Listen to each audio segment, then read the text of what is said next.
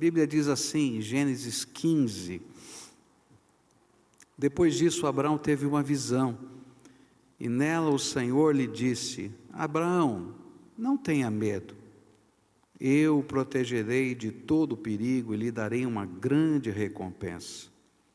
E Abraão respondeu: ó Senhor, meu Deus, de que vale a tua recompensa se eu continuo sem filhos? Eliezer de Damasco é quem vai herdar tudo o que tem. Tu não me destes filhos, e por isso um dos meus empregados, nascido na minha casa, será o meu herdeiro. E então o Senhor falou de novo e disse: o seu próprio filho será o seu herdeiro, e não o seu empregado Eliezer. E aí o Senhor levou Abraão para fora e disse: olhe para o céu e conte as estrelas, se puder. Pois bem, será esse o número dos seus descendentes. Abraão creu em Deus, o Senhor, e por isso o Senhor o aceitou. E o Senhor disse também: eu sou Deus, o Senhor, e eu o tirei da Babilônia, da cidade de Ur, a fim de lhe dar esta terra para ser sua propriedade. Ó Senhor, meu Deus, disse Abraão, como posso ter certeza de que esta terra será minha?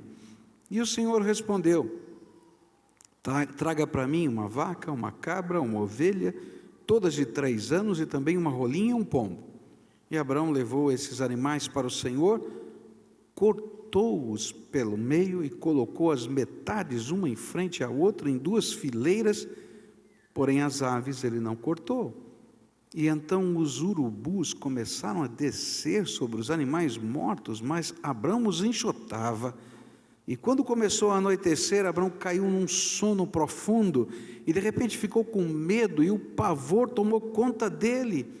E então o Senhor disse: fique sabendo com certeza que os seus descendentes viverão num país estrangeiro, ali serão escravos e serão maltratados durante 400 anos, mas eu castigarei a nação que os escravizar, e os seus descendentes, Abraão, sairão livres, levando muitas riquezas.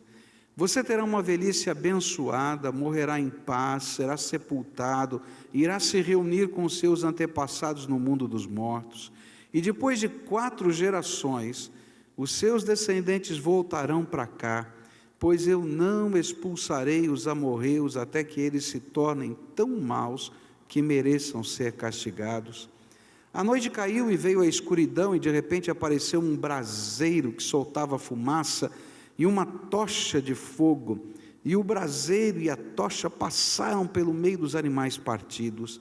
E nessa mesma ocasião o Senhor Deus fez uma aliança com Abraão, e ele disse: prometo dar aos seus descendentes essa terra, desde a fronteira com o Egito até o rio Eufrates, incluindo as terras dos queneus, dos quenezeus, dos cadmeus, cadmoneus, dos heteus, dos perizeus, dos refaíns, dos amorreus, dos cananeus, dos girgazeus e dos jebuseus. Às vezes nós imaginamos que os heróis da fé foram pessoas que nunca viveram conflitos de alma. E alguns até imaginam que determinadas pessoas que vivem uma espiritualidade profunda, uma busca de Deus sincera, também não vivam conflitos de alma. Mas quem é que nunca viveu um conflito de alma? E cada um de nós, em momentos diferentes da nossa vida, diante dos desafios, das lutas, das coisas imponderáveis que a gente nunca imaginou que teria que viver e começa a viver, cada um de nós viveremos conflitos de alma. E quando lemos a Bíblia, descobrimos algo incrível. Esses heróis da fé, como Abraão e outros da Bíblia, eles eram tão humanos quanto nós, e viviam as mesmas angústias que eu e você vivemos todos os dias. E o texto que nós acabamos de ler fala dos conflitos da alma do pai da fé, chamado Abraão.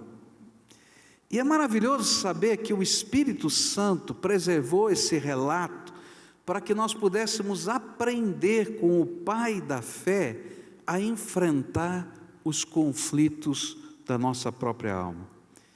E eu queria olhar para os conflitos da alma de Abraão, começar hoje de manhã, terminar hoje à noite, e tentar aprender com ele, no meio das suas lutas interiores, a enfrentar os meus conflitos na presença de Deus.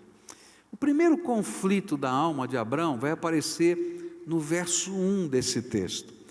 É interessante que o conflito em si, ele não aparece descrito aqui. Aparece de primeira, assim, de cara, a solução. Porque o conflito que está aqui no verso 1, que está por trás dessa resposta, é o medo. Olha só, depois disso Abraão teve uma visão, e nela o Senhor lhe disse: Abraão, não tenha medo, eu o protegerei de todo o perigo e lhe darei uma grande recompensa. O texto não deixa muito claro quais eram os temores, mas conecta esse fato que está aqui no capítulo 15 com a guerra do capítulo 14. E por isso que está assim: depois dessas coisas, depois disso, o Senhor falou para ele: não tenha medo. Abraão fez o que deveria ter feito no capítulo 14, mas você pode imaginar o que ele começou a sentir quando ele começou a pensar nas prováveis consequências daquela guerra.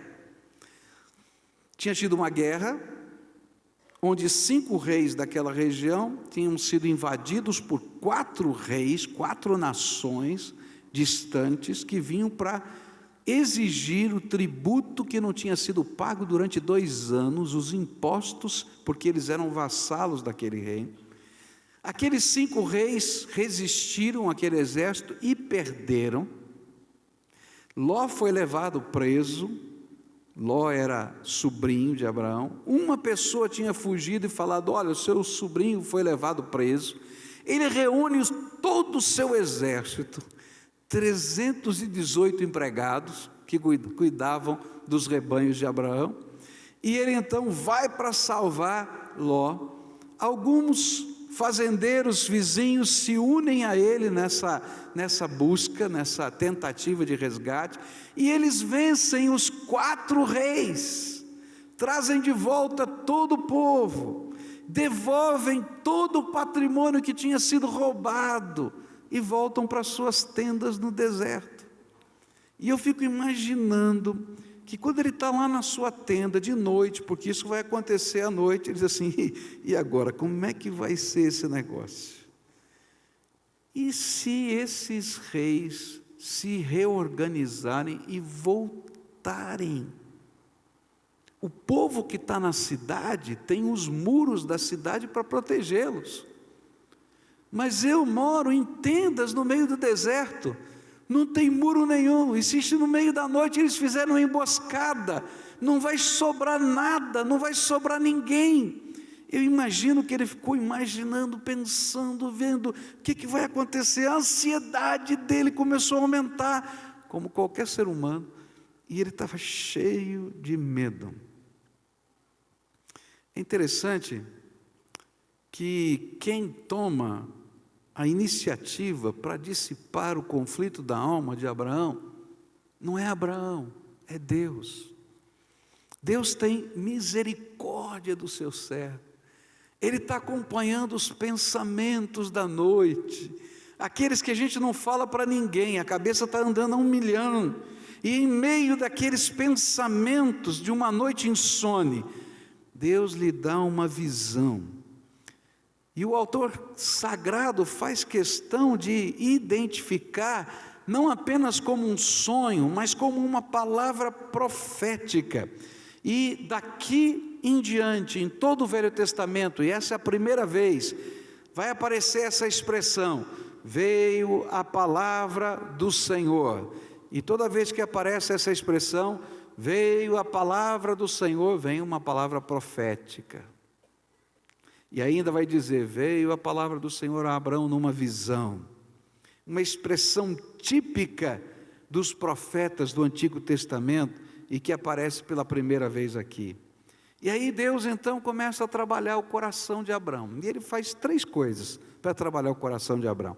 A primeira coisa que ele faz, ele dá uma ordem: não temas. Não temas. Diga isso comigo. Não temas. É uma ordem. Não temas. Depois ele dá uma revelação: eu sou teu escudo. Olha que coisa tremenda. O Deus que diz não temas, ele diz eu sou o teu escudo. E a terceira palavra, ele promete uma recompensa, uma promessa: grande será a tua recompensa. A ordem estava sendo dada porque o medo que ele sentia era infundado, não tinha razão de ser. É interessante isso, né? Como o medo trabalha dentro da gente. Há medos que a gente sente que são uma proteção, para a gente não ser tão afoito e não se machucar. Mas há alguns medos que envolvem o nosso coração que são infundados. E eu me lembro, e você deve se lembrar, dos seus medos infantis. Você lembra dos seus medos infantis? Eu tenho que confessar para você que eu tinha medo dos monstros da escuridão. Morria de medo que no meio do escuro absoluto aparecesse um monstro. Quando eu era criança. Em minha mente, sempre que eu precisava descer o porão da minha casa à noite, eu tinha que respirar fundo, no começo da escada, tomar coragem para enfrentar o meu medo dos monstros da escuridão. E sabe como é que eu fazia? Eu descia as escadas numa carreira só, correndo, e porque o danado do interruptor de luz do porão ficava lá embaixo, você tinha que descer a escada no escuro. E quando eu subia, quase sempre eu deixava a luz acesa no porão, porque eu não tinha coragem de apagar. Mas esses são medos infundados. A gente elabora na nossa mente as possibilidades das tragédias que vão acontecer na nossa vida. E a gente fica imaginando que pode isso, pode aquilo, e se acontecer aquilo outro, e a gente já está chorando, a gente já está desesperado, porque a gente tem os medos do nosso coração. E é por isso que às vezes Deus tem que fazer exatamente o que fez com Abraão. Acorda, Abraão, presta atenção no que eu estou falando, não temas, não temas, pois a ansiedade que está aí no teu coração, está levando você a crer nos monstros que estão envolvendo ou que envolverão e que vão consumir a sua vida, mas na verdade esses monstros não estão aqui, e esses medos da sua alma são infundados. Quantas vezes a gente está gastando um monte de energia da nossa vida para lidar com a ansiedade e o medo de coisas que nunca vão acontecer? E é interessante que quando a gente entra na presença de Deus, daquele que conhece o presente, o passado e o futuro, daquele que verdadeiramente sabe todas as coisas, e a gente sente a presença dEle e ouve a sua voz, e se Ele nos disser, não temas, pode ter certeza que você não precisa temer, porque o Senhor está no controle, até daquilo que você teme. O Senhor é fiel. E é justamente por isso que Deus então faz uma revelação a Abraão.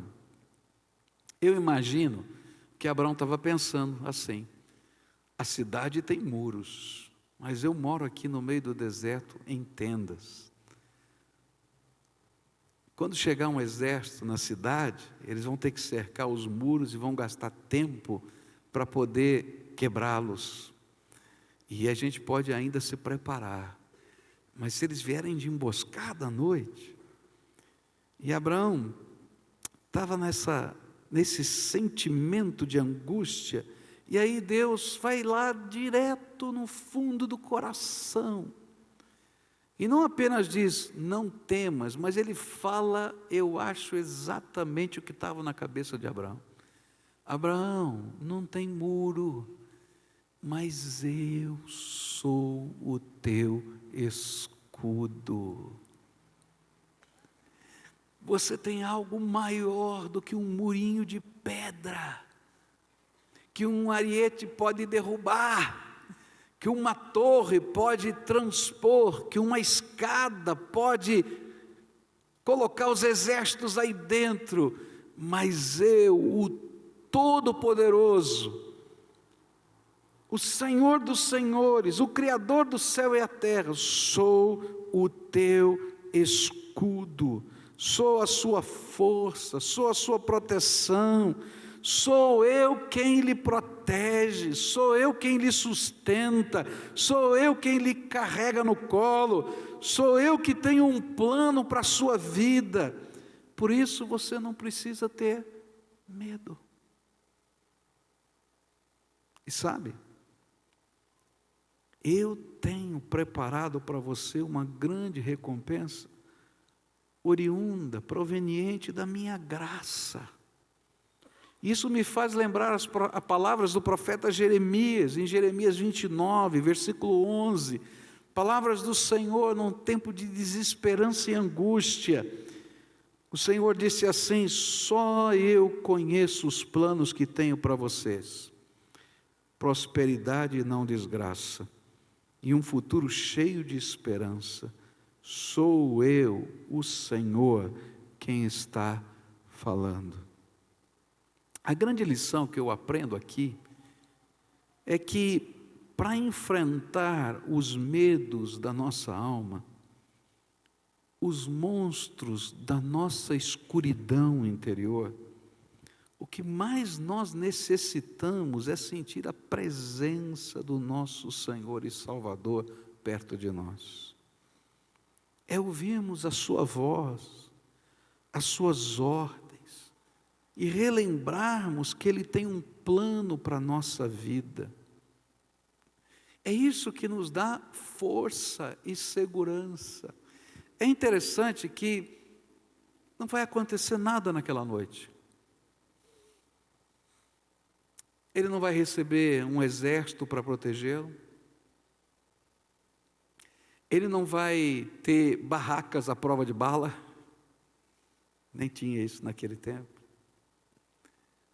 Mas ele ouviu, sentiu a presença de Deus, e ele sabia que ele podia confiar no Deus eterno. E isso fez toda a diferença no coração de Abraão. Nas minhas noites escuras da alma, que eu também as tenho como você tem, o melhor remédio é quando eu consigo ouvir a voz de Deus. Algumas vezes a gente está tão ansioso, que nem ouvir a voz de Deus a gente consegue. Algumas vezes a gente está morrendo de medo, de problemas, de situações, de batalhas, de perseguições, que a gente não consegue perceber se Deus está perto da gente. E aí Deus faz alguma coisa para dizer que de fato Ele está perto da gente. Para Abraão, Ele deu uma visão. Para muitos de nós, Ele manda uma pessoa pertinho da gente e dá um abraço, naquela hora. Eu me lembro de uma vez que estava aqui na igreja, estava passando um problema sério, e estava angustiado, estava no meu gabinete. Naquele tempo, nossa telefonia, já faz vários anos, nossa telefonia era um pouquinho diferente. Hoje você tem um número direto para cada ramal, mas você passava pelo PABX, vamos dizer assim, né? E era a hora do almoço, eu estava no meu gabinete. E normalmente eu nunca recebia uma ligação direta no meu telefone. Ele passava primeiro pela recepção, alguma coisa assim, ou pela minha secretária. Mas era meio-dia e pouco, eu estava sozinho no gabinete, eu estava angustiado, eu estava triste, eu estava orando. E de repente tocou o telefone. Tocou o telefone e era uma senhora da cidade de São Paulo, que eu tinha encontrado num retiro de casais há mais de 10 anos atrás. Que coisa maluca. E aí aquela senhora do outro lado disse: pastor Pascoal? Pastor Pascoal, tá, pois não. Então, eu sou fulano de tal, da cidade de São Paulo, o senhor não me conhece direito, mas encontrei o senhor num retiro de casais, há não sei quanto tempo atrás, na cidade de tal. Eu lembrei do evento, mas não lembrava da senhora. Ela disse assim: na nossa casa tem um grupo de oração, e Deus tocou o nosso coração para orar pelo Senhor. E aí nós estamos orando pelo Senhor agora. E eu decidi ligar para o seu telefone. E caiu aí direto com o senhor. E eu fiquei pensando, não é normal esse negócio. Mas naquela hora, aquela senhora começou a orar por mim, no telefone, aqui a gente podia ouvir o grupo de senhoras que estavam em volta dela, orando. Mas naquela hora era como se Deus estivesse dizendo para mim: não temas, eu sou o teu escudo, eu tenho preparado coisas para você que você nem imagina. Há momentos que a gente não consegue ouvir, e Deus então intervém na nossa vida, e faz algumas coisas simples, mas que são tão profundas. Chega um e-mail para você, toca o telefone, alguém encontra com você na rua, uma palavra perdida no meio de um sermão, mas que você sabe que não é uma palavra perdida, é a voz do Espírito dizendo para você: filho amado, eu conheço os temores da sua alma, não temas, eu sou o teu escudo. Eu sou o teu escudo. E tenho preparado coisas que você não sabe. Queridos, o Deus que cuida da nossa alma, o Deus que você está buscando aqui hoje, te ama e tem um plano para a sua vida. E no meio dos turbilhões que a gente não consegue entender, no meio das batalhas que nos amedrontam, Ele não foi embora, porque Jesus nos fez uma promessa: eis que estou convosco todos os dias, vamos repetir isso, a gente precisa lembrar: eis que estou convosco todos os dias, até a consumação dos séculos. Às vezes Deus tem que nos repreender, às vezes Deus tem que nos chamar para perto, mas uma coisa você pode saber: Ele não saiu de perto de você. E até quando você não consegue entendê-lo, Ele começa a mexer nas circunstâncias da sua vida, quer seja numa noite insone, solitária, ou no meio de uma multidão, só para você saber que você é filho amado dEle e que Ele tem um plano para a sua vida. Então, como é que a gente enfrenta o medo? A gente enfrenta o medo quando a gente pode sentir a mão de Deus sobre a gente. Agora, medo é um negócio muito esquisito, né? É muito estranho. Eu tenho vergonha do que eu vou falar para você. Eu morro de medo de altura. Não sei explicar. Já passei cada vergonha na minha vida por causa desse medo de altura, porque eu subo muito bem, mas na hora de descer, eu travo. Uma vez eu fui lá no prédio do apartamento onde eu morava em São Paulo, e o zelador disse lá: o senhor pode me ajudar, tem que resolver um problema na boia. Eu falei: ih, meu Deus, lá em cima. Tá bom, o senhor sobe aí, que eu vou ficar aqui embaixo para ver se funciona. Eu subi.